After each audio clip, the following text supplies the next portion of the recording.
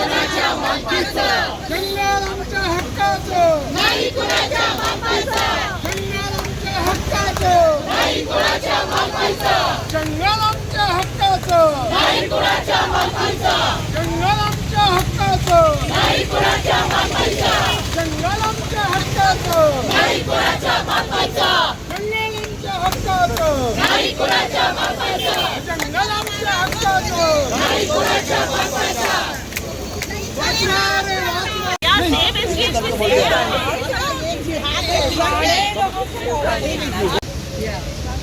जंगल बचाएंगे जीवन बचाएंगे, जंगल बचाएंगे जीवन बचाएंगे, जंगल बचाएंगे जीवन बचाएंगे, जंगल बचाएंगे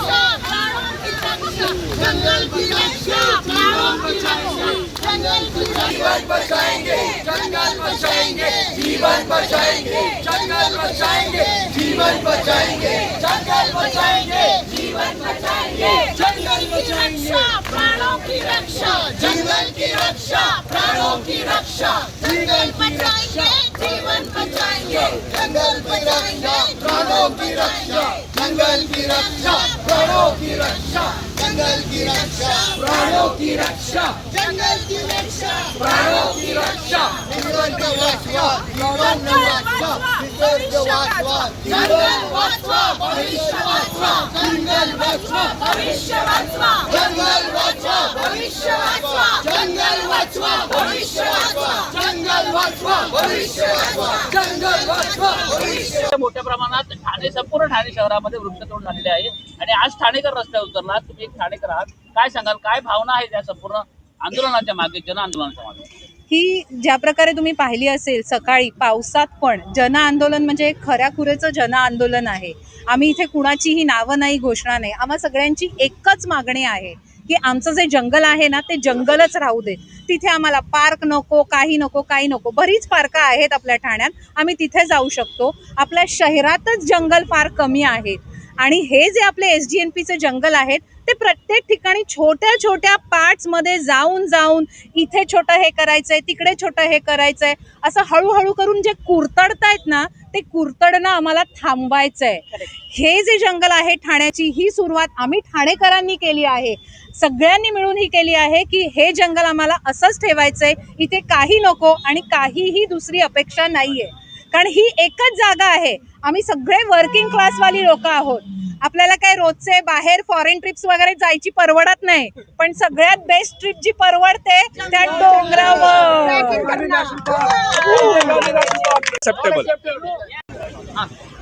जंगल की रक्षा, प्राणों की रक्षा. जंगल की रक्षा, प्राणों की रक्षा. जंगल की रक्षा, जीवन की रक्षा.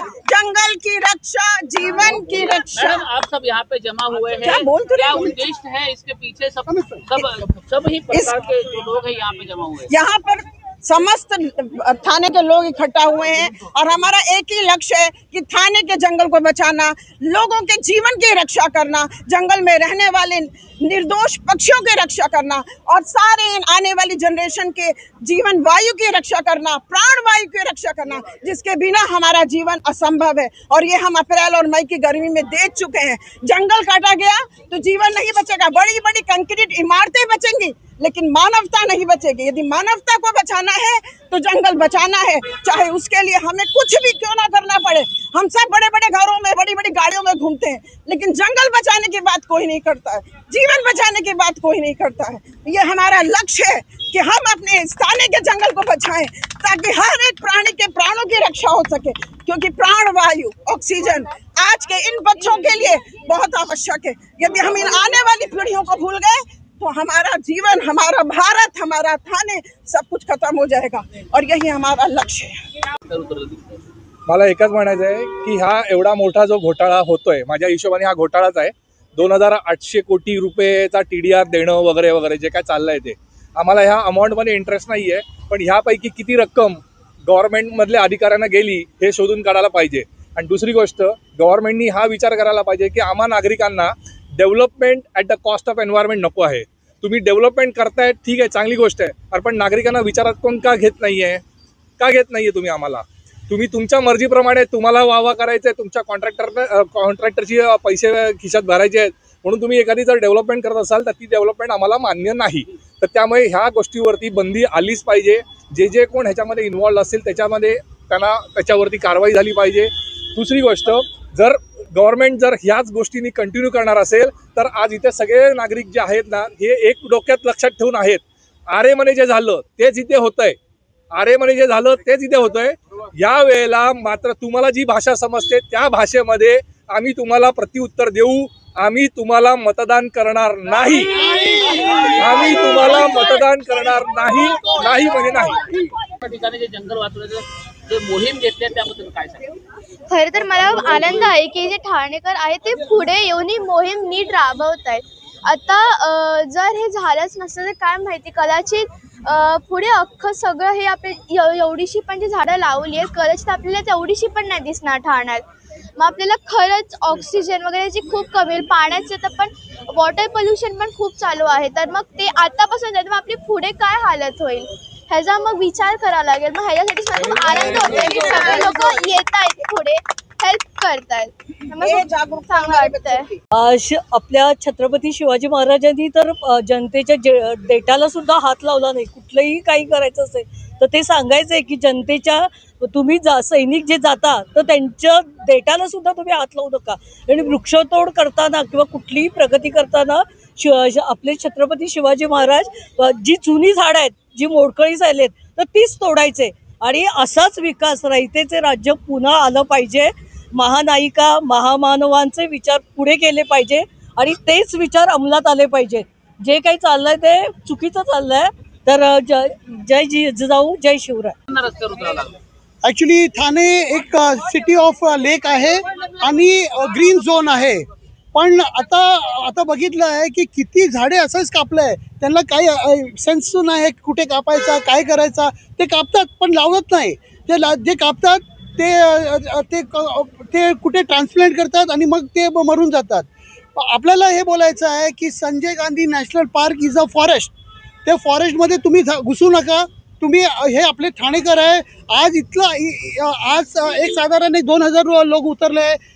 संपूर्ण ठाणेकर उतरणार. तुम्ही आता पुढे हे पावले घेणार. पण आणि जे TDRचं ते सांगितलं आहे आम्हाला माहीत आहे, कारण मी आमचं पण प्रॉपर्टीमध्ये हे झालं आहे आणि हे सगळं घोटाळाच आहे यांचा.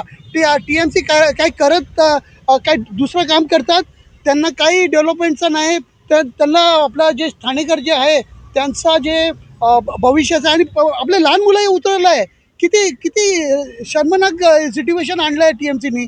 ते लोक हे करायला पाहिजे की बाबा आपण लोकांना घेऊन त्यांना विचारू ना. आमच्यासाठी करतात ना तुम्ही, तर आम्हाला विचारा. तुम्ही काय विचारत नाही. बिंदास काय पण करतात. झाडे लावतात आणि मग कापतात. तुम्ही काय मतलब काय त्याच्यामध्ये. तर आम्ही पण सुप्रीम कोर्टला जाऊ आणि ठाणेकरला आपण रिप्रेझेंट करू. एखादी परवानग्या दिल्या जातात, विना परवानगी देखील अनेक ठिकाणी जंगलतोड सुरू. काय सांगाल याबद्दल? नमस्कार, मी ॲडव्होकेट राधिका प्रकाश राणे. मी बॉम्बे हायकोर्टची ॲडव्होकेट आहे. मला फक्त पहिले हे सांगायचं आहे की इथे जी आलेली आहे सगळ्यात सुशिक्षित लोक ठाण्याची उतरली आहे. आणि जेव्हा सुशिक्षित माणूस उतरतो रस्त्यावर म्हणजे सिस्टममध्ये मोठा बिघाड आहे.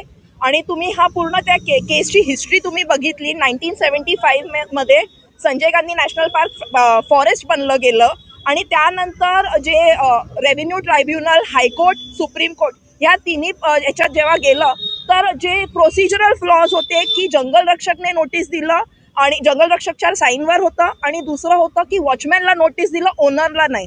या प्रोसिजर डिफेक्टमुळे आपला हा जंगल डेव्हलपर्सच्या घशात जातोय हे सर्व ठाणेकरांना माहिती आहे. मेरिट्स ऑफ द केसमध्ये कोण लढत नाही. 2019 मध्ये TMCच्या नावावर कसं तरी ते झालं, नावावर ट्रान्सफर डीड करून. आणि वन खाता आणि महसूल खाता, रेव्हेन्यू अँड फॉरेस्ट डिपार्टमेंट त्यांनी जायला पाहिजे होतं against the high court order to Supreme Court. ते दोघे गेले नाही. लॉ डिपार्टमेंटने त्यांना एक लिगल ओपिनियन दिली की तुम्ही जाऊ नका किंवा हायकोर्टात रिव्ह्यूसाठी पण जाऊ नका. तर TMC गेली आहे म्हणजे बेगाने के शादी में अब्दुल्ला दिवाना. TMCचं काही घेणं देणं नाही. ते गेले सुप्रीम कोर्टमध्ये आणि वन आणि महसूल खाता नाही गेले ज्यांनी ॲक्च्युली जायला पाहिजे. आणि त्यानंतर स्टे ऑर्डर आली. अजून सुप्रीम कोर्टने मेरिट्स ऑफ द केसमध्ये गेले नाही आहेत पण त्यांनी स्टे ऑर्डर आणली. आणि स्टे ऑर्डरचा उल्लंघन आहे जेव्हा TMC तिथे बोर्ड लावते त्याची, ते स्टे ऑर्डरचा मोठा उल्लंघन आहे. त्याच्यासाठी पण कारवाई व्हायला पाहिजे TMCच्या अधिकाऱ्यांवर.